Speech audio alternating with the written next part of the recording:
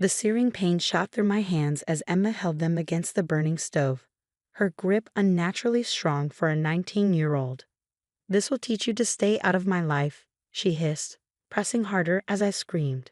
The smell of burning flesh filled the kitchen, making me dizzy with pain and horror. My name is Julia, and at 23, I never imagined my own sister would deliberately maim me. But there I was, trapped in our family kitchen, being tortured by the sister I'd practically raised while our parents traveled for business. The attack lasted only seconds but felt like hours. When Emma finally released me, I collapsed to the floor, cradling my severely burned hands against my chest. Through tear-blurred vision, I saw her smirking down at me. "Next time, think twice before telling Mom and Dad about my boyfriend." She kicked my leg as she walked past, leaving me trembling on the cold tile floor. I somehow managed to call 911 using voice commands on my phone. The pain was unbearable, and I could already see the skin blistering and peeling. This wasn't just a minor burn, this was serious damage. My parents arrived at the emergency room before the doctors even finished their initial examination. Mom burst into the treatment room, her face a mask of concern. Not for me, but for the family's reputation. "Julia, darling, what happened?" "Emma says it was an accident, that you weren't paying attention while cooking." Mom's voice carried that familiar note of warning, the one that said, "Follow the family story."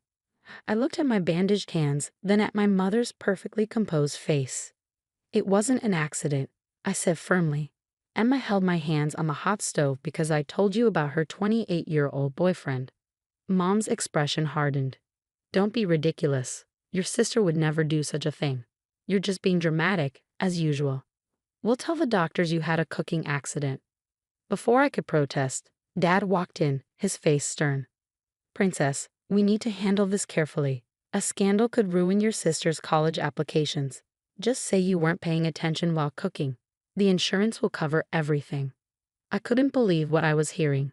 My hands were possibly permanently damaged, and all they cared about was protecting Emma's reputation. The burn specialist, Dr. Martinez, entered the room just then, holding detailed photographs of my injuries. "These burns show a distinct pattern," she said, her voice professional but concerned. "There are finger-shaped pressure marks around the wrists, indicating someone was holding your hands down. This wasn't an accident." My parents exchanged worried glances. Dad stepped forward, his checkbook already in hand. "Doctor, surely we can discuss this. My daughter was just careless while cooking. There's no need to make assumptions." Dr. Martinez's expression turned steely. "Mr. Anderson, these photos and my medical report clearly show signs of deliberate injury. As a mandated reporter, I'm obligated to report suspected abuse." "Abuse?" Mom laughed nervously. "This is ridiculous. We're a respected family. Julia is just clumsy. Always has been. Tell her, Julia." I looked at my bandaged hands, thinking about all the times I covered for Emma, all the times I'd accepted my role as the family scapegoat. The pain medication was wearing off, and with the physical pain came clarity. "Dr. Martinez is right," I said, my voice stronger than I expected. "Emma held my hands on the stove because I told our parents about her dating an older man. She wanted to punish me." The color drained from my mother's face. "Julia, think about what you're saying. This could ruin your sister's future." "What about my future?" I demanded, holding up my bandaged hands. "I'm a pianist. I teach music. These hands are my life, and Emma knew that when she did this." Dr. Martinez placed a gentle hand on my shoulder. "The police are already on their way.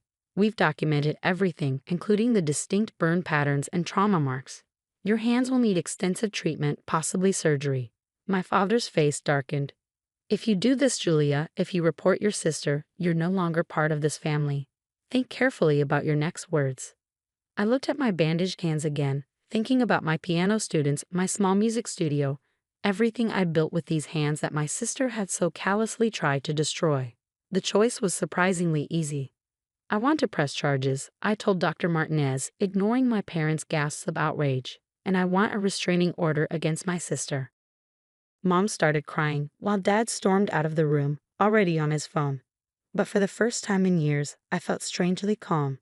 My hands throbbed beneath the bandages, but my heart was steady. This was just the beginning of a long journey, but at least now I was choosing my own path. Dr. Martinez smiled approvingly. "You're making the right choice." Now let's talk about your treatment plan. Your hands can heal, but it will take time and dedication. As she explained the upcoming procedures, I heard my mother's heels clicking away down the hospital corridor, leaving me alone with my decision and its consequences. But somehow, the silence they left behind felt more like freedom than abandonment. The next few weeks were a blur of police interviews, medical procedures, and deafening silence from my family. Emma was arrested but quickly bailed out by our parents. They hired the best defense attorney in the state, sparing no expense to protect their precious younger daughter. Meanwhile, I struggled to adapt to life with severely burned hands. Simple tasks like brushing my teeth or getting dressed became monumental challenges. My small apartment above my music studio felt empty and quiet. No students practicing scales, no melody flowing from my fingers. Dr. Martinez had become my unexpected ally. She connected me with the best hand specialists and even recommended a trauma counselor.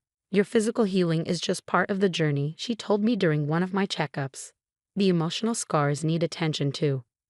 One morning, while struggling to make coffee, I received a text from my Aunt Sophie, my mother's estranged sister. I saw the police report. I'm coming to help. Don't argue. 2 hours later, she arrived at my door, suitcase in hand and determination in her eyes. Your mother called me, she said, stepping inside. Try to convince me you're making everything up for attention.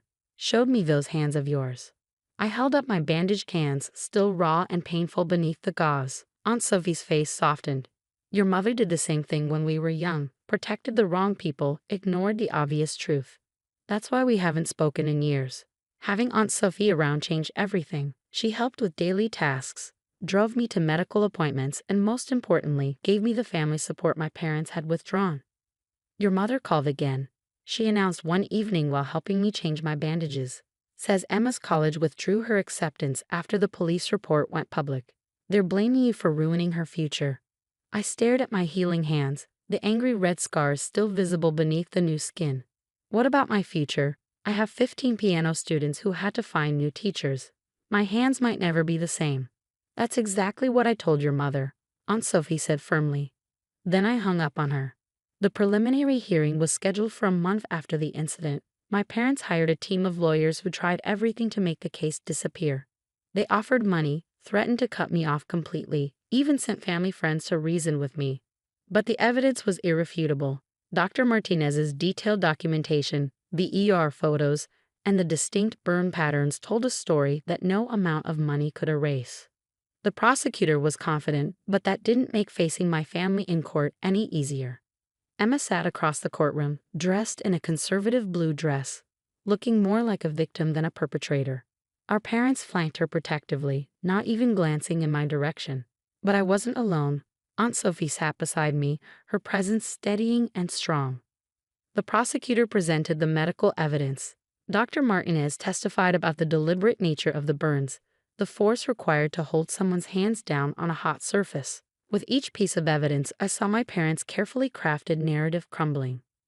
During a break in proceedings, I overheard my mother in the hallway. She's always been jealous of Emma. This is just another attempt to get attention. She'll regret destroying our family like this. Aunt Sophie squeezed my shoulder. You're not destroying anything, sweetheart. You're finally breaking free from their toxic protection of Emma's behavior. The judge ordered a psychiatric evaluation for Emma. The results revealed a pattern of aggressive behavior and a complete lack of remorse. My sister sat stone-faced as the psychiatrist described her as a potential danger to others. That evening, alone in my apartment with Aunt Sophie, I finally broke down. Why didn't they protect me? I'm their daughter too. Aunt Sophie held me as I cried, careful not to touch my healing hands. Some parents choose the child who needs the most protection, not realizing they're enabling destruction. Your parents failed you, but you're not failing yourself. She was right. Despite everything, my hands were slowly healing. The specialists were optimistic about recovery, though they warned it would take time and extensive therapy. My piano might be silent for now, but it wouldn't be forever. Dr. Martinez had introduced me to a support group for survivors of family violence. There, I found others who understood the complicated mix of love, betrayal, and determination to heal. Their stories helped me realize I wasn't alone in choosing truth over family loyalty. As spring turned to summer, my hands began to heal, revealing scars that told a story of survival rather than victimhood. My parents continued their campaign of silence, but I was learning that family isn't always about blood. Sometimes it's about who stands with you when the truth is painful. Aunt Sophie helped me reorganize my music studio, adapting it for hand therapy exercises.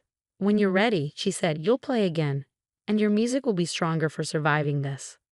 Looking at my healing hands, I knew she was right. This wasn't the end of my story, it was just the beginning of a new chapter, one where I finally understood the true meaning of strength and family. 6 months after the incident, I sat in a courtroom for Emma's sentencing. My sister had finally pleaded guilty to aggravated assault, faced with overwhelming evidence and the prosecutor's determination. The plea deal would keep her out of prison but required mandatory psychiatric treatment and 3 years of probation. My parents still wouldn't look at me, but I noticed my mother's hands trembling as the judge spoke.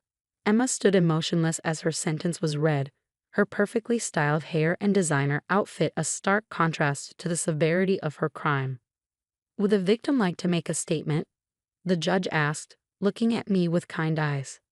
I stood slowly, my hands now free of bandages but marked with scars that told my story.